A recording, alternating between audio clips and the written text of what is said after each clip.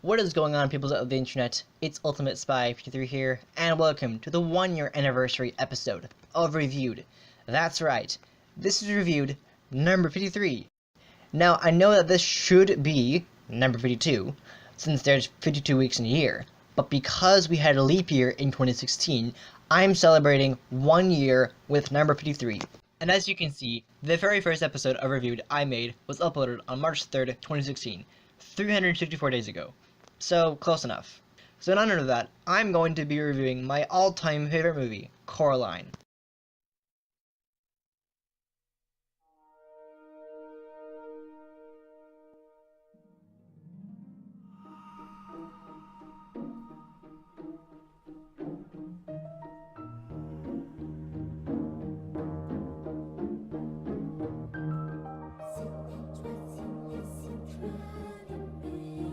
So, without question, this is my favorite movie of all time. For number 50, I did Beauty and the Beast, which was my favorite Disney movie, but this movie itself is one of my favorites. Actually, there's another movie that I would say that was a favorite. Yeah, I know those movies, there are many favorites of mine, but this is my personal favorite movie. It's so well made. Actually, I think I did a review on Harry Potter, and I explained that was the first book review I did, sort of. This is also based on a book. It was written by Neil Gaiman, and this director from Nightmare Before Christmas. You can see right there, and it's honestly one of the best movies I've seen adapted from a book. There are some subtle changes. The ones I noticed were the idea of the book. It's a really, really good book. I mean, it's dark and creepy and everything amazing. But it's different. It's vastly different. I mean, there are a lot of similarities, but the book itself is vastly different. They did a lot of changes, like the door, for example. That was changed. It was in the book. It was a door, and you went through it into a dark corridor. And in the movie, it's actually a small door. She has to crawl through, and it opens to this like big wormhole, bluish, like purplish, all these colors kind of radiating, and it's really big because I mean, considering it's a stop motion movie, this is actually a stop motion movie. I wouldn't imagine it being anything else but a stop motion movie, and it was a stop motion movie, and it was translated so well. I mean, honestly, it was well done in terms of translation. I mean, there were still changes a lot, but it was very, very similar. The door was one of them. The beginning, the other mother and the other father were very different. I think the other father wasn't even. I think their personalities were different. And obviously the lines were different. Like I think in the movie when Coraline's other mother said, "You're just in time for supper, dear," instead of that movie in the book, it's actually lunchtime Coraline, and it's just amazing. I mean, it's stop motion, so this movie took a long time to make. I think it was like 3 years at least. I think they started production in 2006 and they finishing it in 2009. I mean, stop motion movies take a long time, especially Leica, who is a stop motion company, and they did movies. This was their first stop motion animated movie based on a book. It was well done. I mean, honestly, it was a great book. So I'm not gonna really tell the plot because you don't need the plot. The basic thing is, Coraline comes to this play. It's the idea of that Coraline makes a choice in this movie, and it's choice because she doesn't want to stay there forever. I'm not gonna summarize the plot. I'm just gonna say that the important thing about this movie is that it's be careful what you wish for, because she decides that she does not want to stay in this world forever. I mean, she does, but she doesn't want to face the consequences because, she keeps going back, and all the time it's different, and it's basically this new world. I mean, the voice talents are really, really good. You got Dakota Fanning in the role of Coraline. You got Terry Hatcher in the role of the mother and the other mother, and I think you got another actor, I can't remember his name, but he voiced the other father and the father, Charlie Jones. But also there's another actor that portrays a character that was not really a character in the book, but they kind of expanded upon his character. So there's a character called Wybie in this movie, and in the book there was a character. Well, there was it was not really a character. It was like a mention to this Mr. Loeb. I think he was the owner of the Pink Palace. I think they changed that in the book. No, they changed that in the book. He's the owner of Mr. Loeb is the owner of the Pink Palace in the book. In the movie, the owner of Pink Palace is actually Wybie's grandmother. Wybie is actually the name of the weird psycho nerd kid that wears the weird biker jacket and the skeletal gloves and wears the little masking. And it's actually a whole new character because the idea of the movie is they didn't want to have Coraline be bored all the time, so they created a character based off of the mention, because it was more like a mention really. It's not really much of anything, just a mention of Mr. Wybie, or no, Mr. Lovat, because there's two Lovats. There's Grandma Lovat and then there's Wybie Lovat, or Wyborn in this case.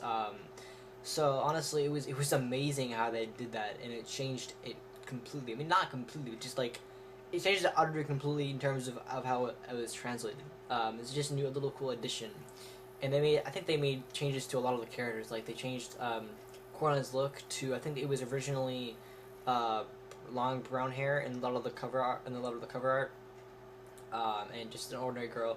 And in this movie, she was changed to having blue hair, like blue shoulder-length hair, a little dragonfly bow in her hair, or whatever you call it. And she had a lot of different designs, like her raincoat, and a lot of the characters were different. I mean, in the movie, it was vastly different. Like in terms of the characters that were featured in the movie, it was crazy how well it was done. I think they added a lot more to it. Like they had the Other Father song. That was I don't even think that was in the book. Actually, I don't think it was in the book. And a lot of the stuff that was in the book was not in the movie at all. Like there was a scene where Coraline goes to I think the downstairs or whatever, and finds what's left of the Other Father, and he's like this mutated thing, and that wasn't even in the movie. I think the closest thing they got in the movie was this. Well, he was mutated, but he wasn't as crappy. He was not like melting of wax or whatever. I think there was a thing in the book where he was just like, mutating, and he just like depressed, and it just gross. In the movie, however, they kind of winked at it with he went from this charming dad to this not being the mother to this pumpkin squash guy. He's just like this pumpkin, and he's called Garble. And that's character development. I think the one character that really developed all of it was the Other Mother. She was creepy. I mean, honestly, it was creepy to see her. She starts out as this kind, nice, beautiful mother, lipstick and beauty mark and button eyes, because that's the idea of the movie, of the book and the movie, is that they have button eyes, and that's the creepy element of the book, of the story itself, was the button eyes thing. I think that's the one thing that makes it dark, is that button eyes are not a normal thing to have, and she has to make a choice of like, you can stay here forever, but you have to sew buttons into your eyes. But of course, knowing that, that would cause you to go blind. If you actually literally in real life sew buttons into your eyes, you'd go blind. I mean, no one would do that at all. So she just had a little bit of the choice of like, because I think the final arc of final say of the movie, where the Other Mother's like, she's like, you could stay here if you wanted to, and then they give her a choice of like, there's one tiny thing you have to do, and that's sew buttons into your eyes, and Coraline's like, no way, and they really showed up the creepiness and the terrifyingly horrible stuff from the Other Mother, because we find out the cat. Actually, I don't think the cat was in the book. There's a lot of characters in the book that were not in the movie, and the cat was not one of them. I'm pretty sure. He's voiced by Keith David. If you don't know him, he voiced the Arbiter in the Halo franchise. I think Halo 2 and Halo 2 through 5. Probably not Halo. I don't think Halo 4, but.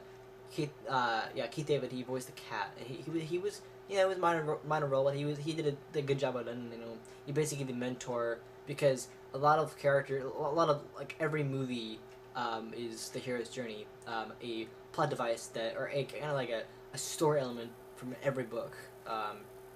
And this one, the cat is the mentor. It's this black cat, and he can talk when he's in the other world, but he can't in the normal world. And so. It's a lot of subtle differences, like from the one character development I noticed a lot was the Other Mother, going from what I described earlier as beautiful and amazing, nice mother to terrifying, going from this she grows up and she becomes this monster, and her her red lips become black, and she's all bony and everything, and then when Coraline comes back, she's now like, her bones are more visible, like her rib cage is more visible, and she's like, her fingers have become more spider like, and her hair is all like twisted and up and everything, and then you finally get to the final arc of the movie, and she's basically this haggard witch. She's got like, her skin is cracked. Her buttons are like almost gone, or her skin, not button, her skin is cracked. Her hair is all cropped up. She's very, very spider-like. In fact, a lot of her features are very spider-like. Her rib cage is now like just a bone, just bones. And she has her hands are the hands we saw in the early of the movie, which is where it's actually a really great part of the movie where the puppet is getting, or the doll is getting created from the Pioneer Girl, which is a victim to Coraline itself, who was this amazing sequence in the beginning of the movie that I loved, where we have this amazing score, because Henry Selick did the movie, and it's a really great movie. Where we see this hand take this doll and start making it, and it's like this stop motion, all the stop motion. It's just nothing but stop motion. I mean, the entire movie is stop motion, but it's amazing how much goes into the movie. A lot of other subtle differences. I think Mr. Babinski was one of them. He might have been. In the normal world, he's this eccentric guy who's trying to train a circus, a jumping way circus, and then in the movie, or in the other world, he's this successful circus guy who's wearing all this like old fashioned clothes and everything, and the top hat. It's just crazy. In fact, every character, everything in the other world has button eyes, which is crazy. But explanation of why this is my favorite movie of all time. It's so creepy. It's dark and creepy, and it's a powerful story. It's sad, along with it's plain creepy, and a lot of the music is amazing. I mean, the music itself is phenomenal. I mean, I can't remember exactly who composed it. And I don't remember that. I just saw the movie. But it's just the opening sequence. It feels like you're in a dream. It feels like you're in this magical world, because the music is very magical, and it portrays that to the movie itself. I love that. I love the fact that you can actually feel like you're dreaming, and it's because the opening sequence is called Dreaming, so it's like about dreaming. You have all these amazing characters, like, well, all the characters that were in the movie, like the voice acting was amazing. And the amazing characters are the amazing voice actors. You got all the characters from the book plus one more, which is YB, and you have Miss Pink and Forcible, who are portrayed by Dom French and Jennifer Saunders. I think at least one of them was in the Harry Potter movies. I think she was in Harry Potter 3, and I think that one other one. But Dakota Fanning, another big name actor. She's not been in anything recent I know of, but she's been in a lot of movies quite often. This is her acting debut, and actually YB, the voice actor for YB, Robert Rayleigh Jr. He's actually voiced by an African American actor, which is very interesting. And also Keith David is also an African American. He voiced that character too. But oh my God, this movie, it's just I'm taken away by how much amazing this movie is. Henry Selick, he's the director. He's actually directed The Night Before Christmas, if you can see there. And it just symbolizes a lot. I mean, there's a point in the movie, I believe, when Coraline is eating dinner for the first time, and then she's like, I think the mother says, "Hide and seek in the rain," and then she's like, "What rain?" And then lightning happens. The moment, like, there's a split second where you see it, but this hand, it's showing the lightning. It's like a foreshadow of what's to come. Like, oh my God, there's a hand. That can't be good, because what happens later is we find out the hand is actually the other mother, and that's crazy how it happens. But overall, it is just a disturbing movie. I mean, not scary. I wouldn't call it a horror movie. It is not a horror movie, but it's definitely a creepy movie. So think of horror movies, but like family friendly, and like not in the worst way possible. Because the creepy part about it is that it's kind of like the other mother wants Coraline. Like, she's forcing her to stay here, She's like, you know, you can stay here, but oh, you have to sew buttons in your eyes. But like that would like cause you to go blind. But essentially, she's like saying you must stay here. I can't live without you. And there was actually I was earlier today. I was watching I was watching the last part of the movie where Coraline is chasing up the web of this like because in the final part of the movie she faces the other mother who's this the beldam who's this creature, and she turns the living room into this like spider web thing, and there's a light like one last thing where she's like, you know, she goes from being nice and then she's a horrible person where she's like you horrible bride or whatever, and then she says, "I can't live. No, I'll die without you," which is like that's taking it way far. Like you'll die without you. You can't live. So she can't live without her.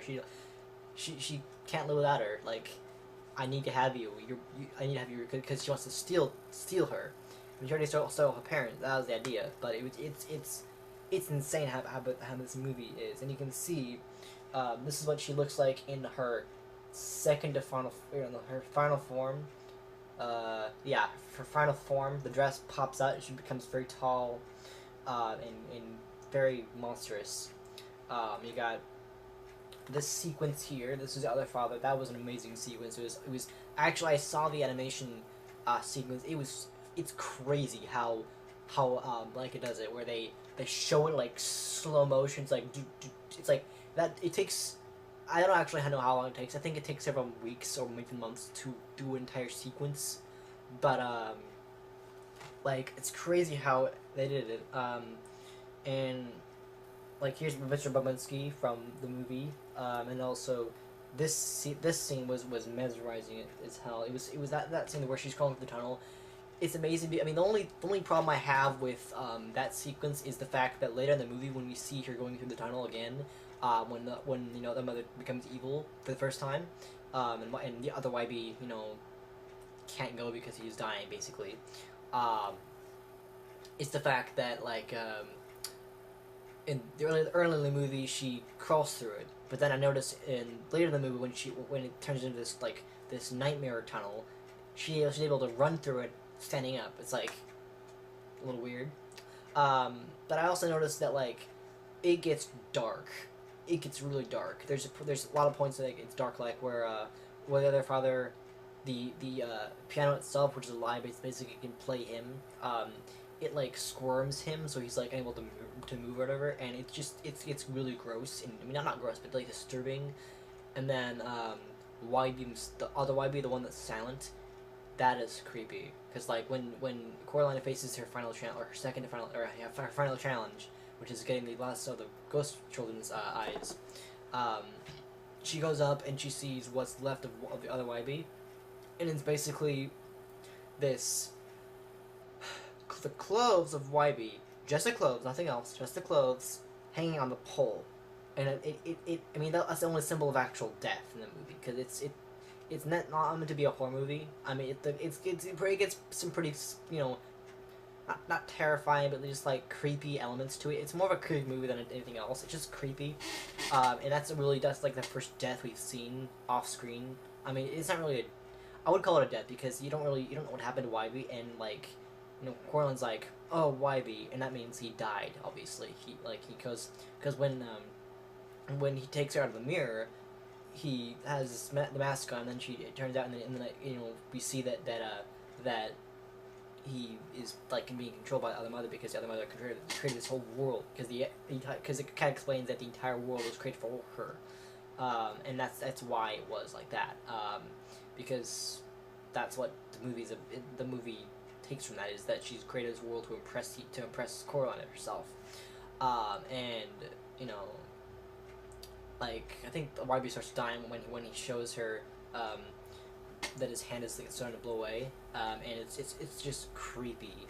It is really creepy. There's a lot of crazy stuff in the movie. It's just, oh my goodness.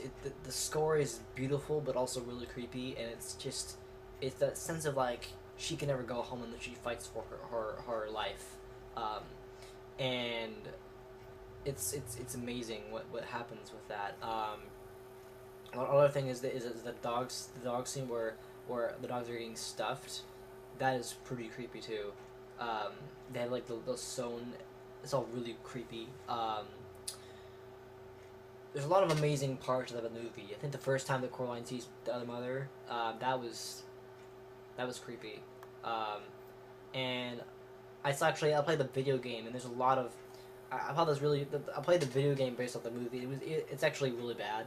Don't play it. It's terrible. But I noticed that there was a lot of things in the movie that were different from the video game. Like there's a scene where Coraline sees real YB, and somehow he has buttons for eyes now, and he's like is possessed or something. It's creepy, and also we see you know this.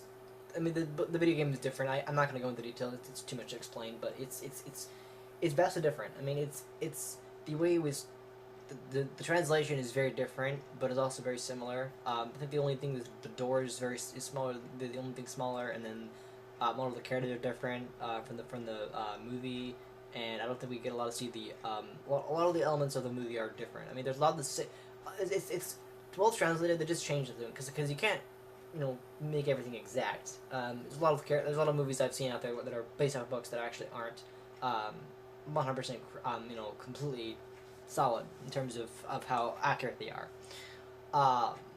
But this movie was phenomenal. I don't have anything else to say besides it was phenomenal, and I loved it. And I have no other words for it but awesome. Very creepy because the music the music at the very end is creepy. You have because it feels like the other mother wants her. It's actually I've seen a lot of like fan art of like the other mother clutching Coraline like as her own daughter because she wants her to stay with other mother forever, and that's brilliantly portrayed in the movie.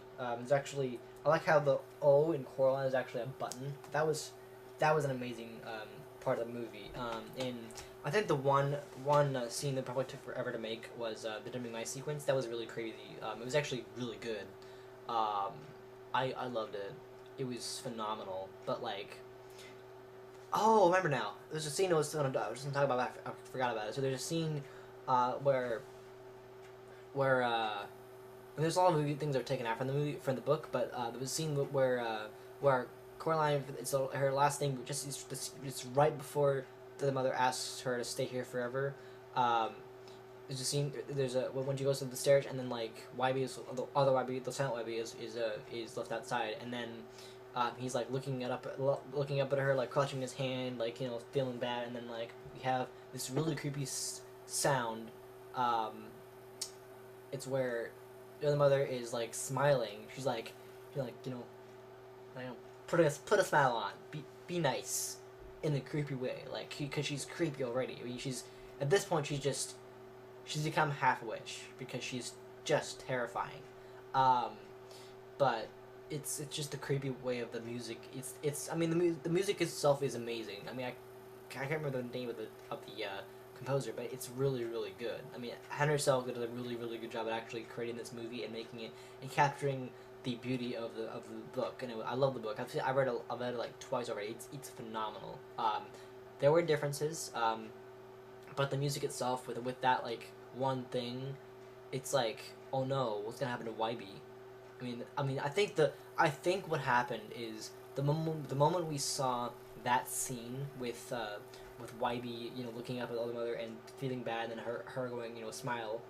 I think that was the sign that he was gonna die, because like the next thing we knew, because I think the next thing we saw from YB was where he's, being in this chicken mask thing, and that's like I think that's like a symbol that he's gonna die, like because he's already gonna be dead, but like it's crazy how it goes that far. But also I think that another one of the things was a theater. They changed some of the stuff. There was a big thing where Coraline goes to the theater, and she finds Miss Being Force doing a play, or what's supposed to be a play. And there's a point where we see their eyes, like the old versions of themselves, but they're crossed out. I was kind of confused about that. Like, why would you do crossed out? I mean, maybe it's a symbolism for like Coraline, this is gonna happen to you. If this is the question you're gonna be asked, would you rather get rid of your eyes or stay here? Like the question was like, would you rather stay here but not have your eyes, basically, because that's essentially what it is. But it's because they you know sit their clubs and become like all these young and beautiful actresses, and it's crazy, but like it's all this foreshadowing and symbolism that carries into the movie, and also the way that the models were sculpted, like the buttons on the eyes, like when you have like the two little lines on the eyes, like it looks like the character was forced upon. Their eyes were like planted there. The buttons are planted on the eyes. It's terrifying, but in a good way. I mean, it's honestly one of the best movies I've seen in my entire life. There are no other movies out there that I would love, but this movie was fantastic. I love the characters. I love Coraline. I love the doll. The doll was pretty creepy because because we knew from the start. We knew from the start. I think that the moment we saw the doll switch from I think the moment we saw the regular mother opening the door for Coraline, and then the camera focused on the doll, and we had that like little creepy music. We knew that the doll was the spy, and that's the crazy part about the movie, was that the doll actually resembled the spy, resembled the mother, because of the other mother, like basically sees through the doll. And that's the crazy part about the movie, was that it was just darn creepy. You actually can get the doll online, you buy it online, but I think the other mother was just creepy in terms of everything. We just call the bell for a reason, because like the ghost children ask her, you know, the ghost children call her the beldam, and it's insane. I mean, there's a lot of theories about like, you know, if the well is the portal to the other world. I mean, that's possible, but like I don't really know, but that's true. But overall, this movie was fantastic. There's a lot of things I could talk about this movie. I could talk about this movie for hours and not stop. Fortunately, I don't want to do that because I'm pretty much out of time here. So overall, what did I think of this movie in terms of translation? I think it was really well translated. There were some parts that were left out. There were some parts, and there's like maybe a couple things that were left out, but there's some stuff that was actually expanded upon the movie or the book. But translation, it was different, but in a really good way. They did a good job at capturing the book, but in the same time bringing it more life and making it funner to watch. Because in the book wasn't bad. It just kind of felt like a boring book, and I mean there was some really good parts of the book, but it was overall just a really terrifyingly creepy movie, because she has to make this choice of living there forever with the buttons and everything. And the buttons are the symbol, because we you know the first time we see a button is the key, and the regular mother's like, what's this button on a key? So yeah. Anyway, I think that'll do it for this review. Overall, I'd give it a 100%. Apparently, it has 90% on Rotten Tomatoes, which is not fun, not cool. I mean, that means it's not a perfect movie. Actually, I have opinions, but like I don't know why people thought it was a bad movie. It wasn't a bad movie. It was a great movie, but it had apparently it didn't get quite as much as other movies, and like as works. 90% is only 10% less than 100. But I give it 100, and I would say it's one of the best movies I've seen in my entire life, and I will love it forever. I've seen it over a dozen times. I'm not kidding. I do. I've seen it that much time. It's an amazing movie. So anyway, thank you for watching this review. So amazing that I've gotten to 1 year of this. I'm gonna keep doing it. I'm just gonna keep doing it. It does not matter if it gets reviews or not. I'm just gonna keep doing it. I have a whole slate of movies planned for more to come. I have a whole slate of movies to plan from now on. So I decided I'd review Coraline because it's one of my favorite movies, and it holds a special place in my heart because it's so beautifully made and so well made, and it took forever to make, and it's beautiful. It's the score is amazing. It's creepy. It's terrifying. It's just disturbing to think about this character put in this position, and the voice acting is phenomenal. The animation is just stunning, and I loved it overall. It was nothing wrong with it. So anyway, thank you so much for watching this episode. If you liked it, make sure to give it a thumbs up. Subscribe to the channel for more episodes of this show. And also, you can click here to go to last week's episode where I reviewed Paddington. And you can click here to go to my full playlist where I have every episode I've reviewed so far. Okay, thank you for watching again, and I will see you next time for the next episode. Alright, see ya.